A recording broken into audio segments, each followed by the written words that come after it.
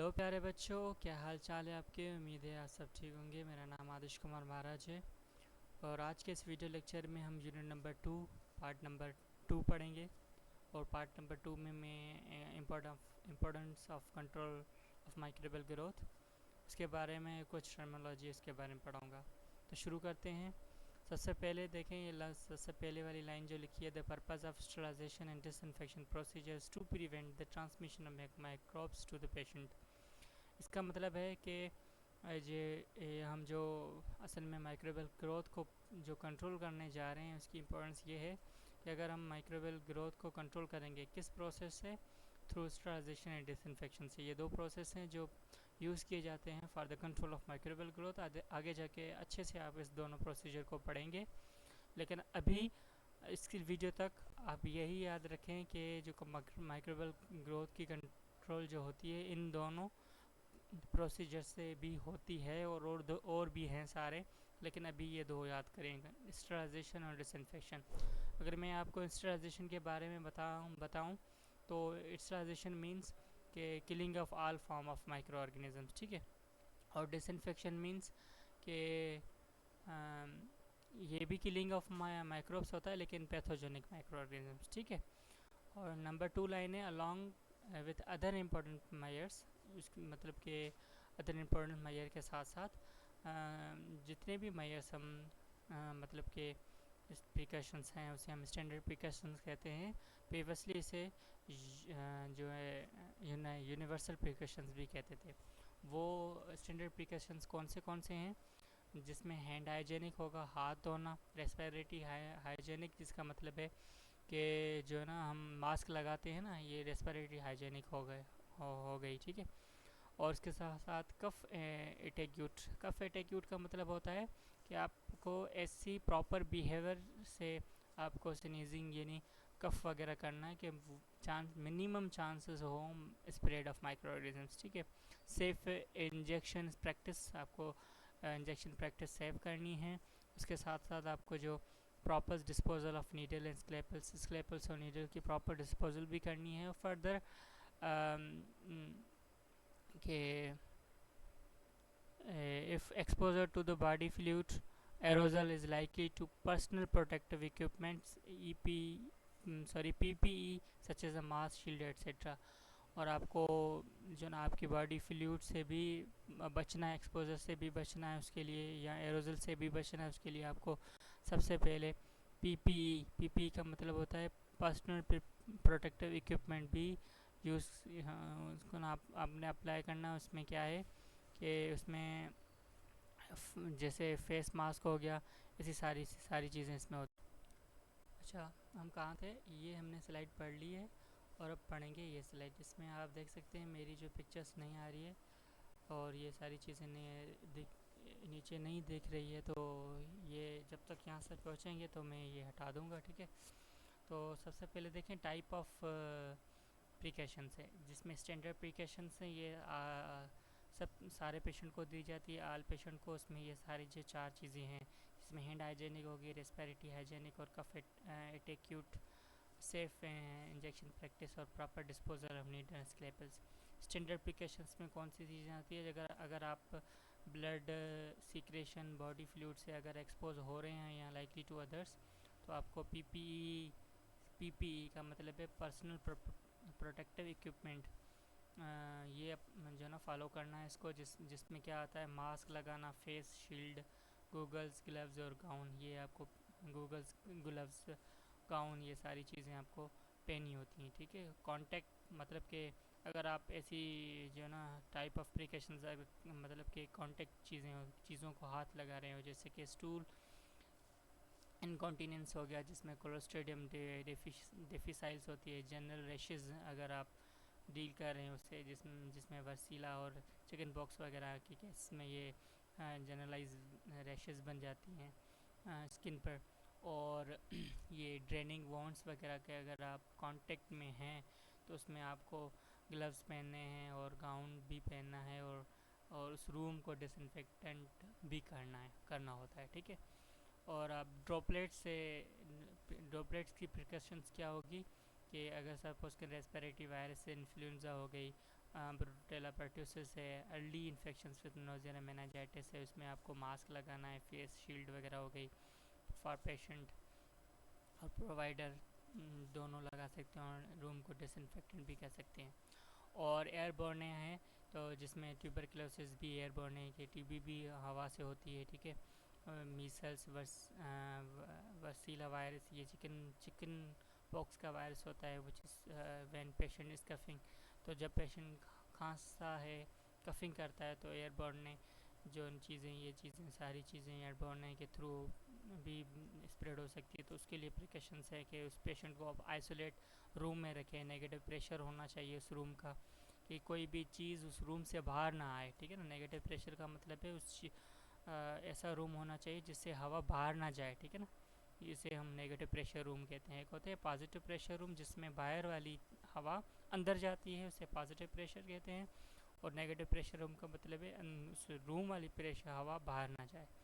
Face mask और shield, जो face shield for the patient provider, और N95 जो रेस्पिरेटर शील्ड जो फेस मास्क मिलता है, वो इफ़ अवेलेबल है अगर, और डिसइंफेक्टेंट रूम को भी डिसइंफेक्टेंट करना है आपको, सही है। तो ये होगा टाइप ऑफ प्रिकॉशंस। उसके बाद है important of control of microbial growth, कि माइक्रोबियल ग्रोथ को आपको कैसे जो ना आप रोक रहे हैं, उसकी इम्पोर्टेंस क्या है।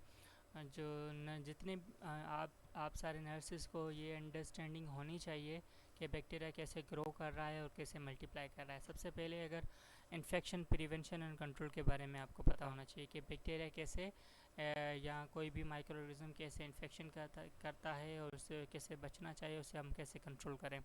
तो उसके लिए आपको बैक्टीरियल ग्रोथ को पढ़ना लाजमी है। उसके बाद स्टरलाइजेशन प्रोसेस और डिसइंफेक्टेंट को भी आपको ये प्रोसीजर आपको आने चाहिए कि क्या है। हैंड हाइजीनिक के बारे में आपको पता होना चाहिए, ठीक है। दूसरा पहलू ये है कि वॉन्ड केयर, जब आप नर्सेज आप अगर वॉन्ड केयर में हैं, अच्छा, आप जो नर्सेज अगर वॉन्ड केयर कर रहे हैं तो उसमें उस वॉन्ड में कौन सा बैक्टीरिया ग्रो कर रहा है, ये भी आपको पता होना चाहिए। और वॉन्ड को आपको कैसे क्लीन करना है और कैसे उसे ड्रेसिंग करना है, और उस इन्फेक्शंस को कैसे मॉनिटर करना है, ये सारी चीज़ें आप वॉन्ड केयर में आपको आनी चाहिए। तो उससे उस ये आपको माइक्रोबियल ग्रोथ यही सिखाती है कि वॉन्ड केयर कैसे आपको उसे वॉन्ड से कैसे आपने डील करना है, उसमें कैसे बैक्टीरिया हो सकते हैं, उसकी क्लीनिंग वगैरह, ये सारी चीज़ें उसमें आ जाती है, ठीक है। और अगर आप मेडिकेशन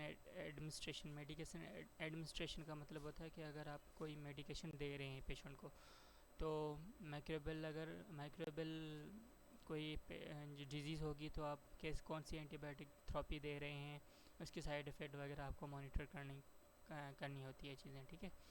और उसके साथ साथ अगर आप पेशेंट को एजुकेट भी करना है कि ये कि जो इन्फेक्शन है, सपोज़ करें किसी भी पेशेंट को इन्फेक्शन, टीबी का इन्फेक्शन है, तो उसे आपको आइसोलेट करना होता है, उसको मास्क दिलाना होता है कि आप ऐसे छींक नहीं सकते, आप दूरी रखें, और आप जो है ना अपना जो सलाइवा है और जो स्नीजिंग वगैरह आप अगर करते हैं तो आप सही तरीके से करें। कफ एटिट्यूड जो मैंने आपको बताया था, कैसे करें कि मिनिमाइज चांसेस हो to spread of micro organism और बैक्टीरिया, ठीक है। और पेशेंट को एजुकेट करना अबाउट एंटीबायोटिक, उसके साइड इफ़ेक्ट वगैरह के बारे में भी आपको पेशेंट को एजुकेट करना होता है, ठीक है। उसके साथ साथ टर्मिनोलॉजी है, ठीक है। टर्मिनोलॉजी में आप पहले पढ़ेंगे स्टरलाइजेशन। यहाँ पर मैंने आपको बताया था कि मैं कुछ टर्मिनोलॉजी में पढ़ाऊँगा, ठीक है। कि टर्मिनोलॉजी क्या है। Sterilization is defined as a process by which the article substance and medium is free from all kind of micro organisms. कोई भी चीज़, कोई आर्टिकल हो, कोई सरफेस हो, कोई मीडियम हो, कोई भी चीज़ जिसमें जो ना लिविंग ऑर्गेनिज्म को आपको रिमूव करना है, फ्री करना है, उस आइदर वो वेजिटेटिव सेल्स हो या स्पोर सेल्स हो। स्पोर का मतलब है डॉर्मेंट कंडीशन में हो, इनएक्टिव कंडीशन में हो, वेजिटेटिव का मतलब है एक्टिव कंडीशन में हो। अगर किसी भी चीज़ में लिविंग ऑर्गेनिज्म को आपको फ्री करना होता है, रिमूव करना होता है, उस प्रोसेस को हम कहते हैं स्टरलाइजेशन, ठीक है ना। आई होप आपको समझ में आ गया होगा। उसके बाद दूसरा प्रोसेस है उसे हम कहते हैं disinfection. Disinfection is killing, inhibition and removal of micro organism that may cause disease. Infection का डिसइंफेक्शन का मतलब है इसमें भी आपको किलिंग करना होता है, रिमूव करना होता है, इनहिबिट करना होता है माइक्रोजम्स को, ऐसे माइक्रोजम्स जो डिजीज़ काज करें. तो डिसइंफेक्शन में एक्चुअली हम पैथोजेनिक माइक्रोजम को रिमूव करते हैं into a non living surface, in और on to a non living surface, किसी भी सरफेस के ऊपर, ठीक है, नॉन लिविंग सरफेस के ऊपर. और ये एंटीसेप्टिक एक टर्म है. एंटीसेप्टिक का मतलब है antiseptics are chemical agent applied to the tissues to prevent infections by killing and inhibiting pathogen growth and they also reduce the total microbial populations. Antiseptics ऐसी केमिकल चीज़ें हैं. डिसइंफेक्शन भी chemical होता है, लेकिन एंटीसेप्टिक डिसइंफेक्शन में ये फ़र्क है कि एंटीसेप्टिक हम अप्लाई करते हैं लिविंग टिश्यूज़ पर, जो सेम जो इन्फेक्शन काजिंग पैथोजन से उसे किल करता है और टोटल माइक्रोबियल पॉपुलेशंस को लिमिट करता है. मतलब कि किसी भी चीज़ के ऊपर माइक्रोबियल पॉपुलेशन है तो उसे रिड्यूस करे कि ज़्यादा माइक्रोबियल पॉपुलेशंस ना हो उसमें, ठीक है ना, इतनी माइक्रोबियल पॉपुलेशंस ना होनी चाहिए. दूसरा टर्म है कंटामिनेशन. कंटामिनेशन का मतलब है अनएक्सेसरी या unintentionally habitation of pathogenic micro organisms या introduction presence of undesirable micro organism in culture media. किसी भी ये तो कल्चर मीडिया की बात है, लेकिन किसी भी चीज़ में अगर माइक्रोऑर्गेनिज्म प्रेजेंट है अनडिज़ायरेबली, अनइंटेंशनली या अननेसेसरी, मतलब कि माइक्रोऑर्गेनिज्म की प्रेजेंट को ही हम कंटामिनेशन कहेंगे. कोई चीज़ अब सपोज़ करें कोई चीज़ है या गाउन हो गया या आपके हैंड्स हो गया, अगर माइक्रोऑर्गेनिज्म प्रेजेंट होगा इसका मतलब है कि आपका हैंड कंटामिनेटेड है. या कोई ऐसी चीज़ जिस पे आप वर्क कर रहे हैं, जैसे आप ऑपरेशन थिएटर में जाते हैं तो आपको डील करना होता है स्क्लेपल्स और ऐसी चीज़ों से या इंस्ट्रूमेंट से. तो इंस्ट्रूमेंट अगर ऑटोक्लेव नहीं होगा या मतलब कि स्टेलाइज नहीं होगा. स्टेलाइज मतलब है कि रिमूव जितने भी माइक्रोऑर्गेनिज्म है उसे रिमूव करना, फ्री फ्रॉम माइक्रोऑर्गेनिज्म्स, फ्री करना होता है. जितने माइक्रोऑर्गेनिज्म है उसे हम रिमूव करना होता है. और कंटामिनेशन का मतलब है वो चीज़ें माइक्रोऑर्गेनिज्म्स उस आपके इंस्ट्रूमेंट में प्रेजेंट हो, मतलब प्रेजेंस ऑफ माइक्रोऑर्गेनिज्म्स हैं, तो उसे हम टर्म देते हैं कंटामिनेशन. दूसरा टर्म होता है डीकंटामिनेशन. डीकंटामिनेशन का मतलब होता है कि सपोज़ करें किसी कोई ऐसी चीज़ है, जैसे कि मेरे पास एक रोड है, अगर इस रोड के ऊपर माइक्रोऑर्गेनिज्म प्रेजेंट है तो मैं कहूँगा ये रोड क्या है, कंटामिनेट है, ठीक है. और इस रोड को मैं डीकंटामिनेट कर रहा हूँ कि माइक्रोऑर्गेनिज्म को रिमूव कर रहा हूँ. अगर किसी भी ऑब्जेक्ट या किसी भी एरिया में अगर हम माइक्रोऑर्गेनिज्म रिमूव करते हैं तो उसे हम कहते हैं decontamination. The decontamination actually is the process of removal of contaminant. जितने भी कंटामिनेंट्स हैं, जितने भी माइक्रोऑर्गेनिज्म हैं, अगर आप रिमूव कर रहे हैं तो उसे हम कहेंगे डीकंटामिनेशन. उसके बाद दूसरा टर्म है एंटीबायोटिक्स. एंटीबायोटिक्स ऐसी केमिकल सब्सटेंसेस हैं जो ड्राइव किए जाते हैं माइक्रोऑर्गेनिज्म से और सिंथेसाइज भी होते हैं. कुछ ऐसे सेमी सिंथेटिक भी होते हैं, जो एक्चुअली यूज़ होते हैं for selectively inhibit and kill bacteria. ऐसी केमिकल चीज़ें जो कोई एक माइक्रोऑर्गेनिज्म बनाए और दूसरे माइक्रोऑर्गेनिज्म को किल करे उसे हम कहते हैं एंटीबायोटिक्स, ठीक है.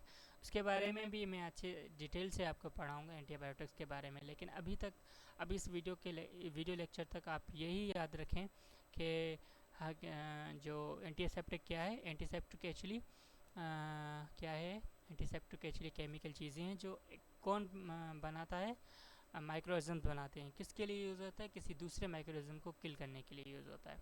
और एक दूसरा टर्म है क्या टर्म है, एसेप्टिक टेक्निक. एसेप्टिक टेक्निक ऐसी टेक्निक्स होती हैं, is a set of practices used to prevent contamination by microorganism in a sterile environment. किसी भी sterile environment में अगर माइक्रोऑर्गेनिज्म की कंटामिनेशन को रोकना है तो हम ऐसे सेट ऑफ प्रैक्टिस यूज़ करते हैं जिसे कहते हैं एसेप्टिक टेक्निक, जो एक्चुअली हम स्टेराइल इन्वायरमेंट में यूज़ करते हैं. अगर हम किसी भी कंपनी या किसी भी इंडस्ट्री की बात करें तो वहाँ पर स्टेराइल एरिया होगा, तो वहाँ पर हम जो काम करेंगे या सेट ऑफ प्रैक्टिस करते हैं वो एसेप्टिक टेक्निक्स होती हैं. तो जिसमें क्या होता है कि माइक्रोबियल कंटामिनेशन मिनिमाइज़ हो, प्रिवेंट हो, माइक्रोबियल कंटामिनेशन ना हो सके. लेबोरेटरी में भी हम एसेप्टिक टेक्निक्स यूज़ करते हैं. मेडिकल प्रोसीजर्स में, ओटी में भी, इवन ओटी में भी एसेप्टिक टेक्निक्स यूज़ करते हैं. इसका मतलब है कि ओटी स्टराइज इन्वायरमेंट है, स्टराइज एरिया है, कि वहाँ पर कंटामिनेशन की चांसेस थ्रू माइक्रो ऑर्गेनिजम्स कम हो। तो इसी वजह से हम as a set of practices use करते हैं जो सेप्टिक टेक्निक्स कहलाती हैं, ठीक है। कि उसका मेन मकसद यही होता है कि प्रिवेंट करना कंटामिनेशन, माइक्रोबियल कंटामिनेशन से प्रिवेंट करना। दूसरा टर्म है asepsis. Asepsis is a state of being free from और absence of disease causing microorganisms. Asepsis एक टर्म है जो यूज़ किया जाता है फॉर द स्टेट, किसी भी ऐसी हालत जिसमें क्या हो, माइक्रोऑर्गेनिजम्स ना हो, पैथोजेनिक माइक्रोऑर्गेनिजम्स एब्सेंट हो, कि वो पैथोजेनिक माइक्रोऑर्गेनिजम से फ्री हो, उसे हम कहेंगे, उस स्टेट को हम कहेंगे सेप्सिस। दूसरा होता है सेप्सिस। सेप्सिस का मतलब है कि एक माइक्रोबियल कंटामिनेशन या बैक्टीरियल कंटामिनेशन प्रेजेंट हो, ठीक है ना। ये दो टर्म यूज़ होते हैं। उसके साथ साथ हम पढ़ेंगे anti microbial agent. Anti microbial agent का मतलब है कि a substance that act against microbe organisms, जैसे बैक्टीरिया, वायरस, फंजाई और पैरासाइट। ऐसे सब्सटेंस जो बैक्टीरिया, वायरस, फंजाई, पैरासाइट्स या माइक्रोबियल्स के अगेंस्ट में यूज़ हो, उसे किल करे, उसे हम कहते हैं एंटी माइक्रोबियल एजेंट। एक एंटी वर्ड है और एक वर्ड है माइक्रोबियल, एक एजेंट। एजेंट का मतलब है सब्सटेंस, माइक्रोबियल का होता है micro organism, anti means against. ऐसे सब्सटेंस जो किसी भी माइक्रो ऑर्गेनिज्म के अगेंस्ट में यूज़ हों, उसे हम कहेंगे एंटी माइक्रोबियल एजेंट्स। दूसरा टर्म है बैक्टीरियोसाइडल।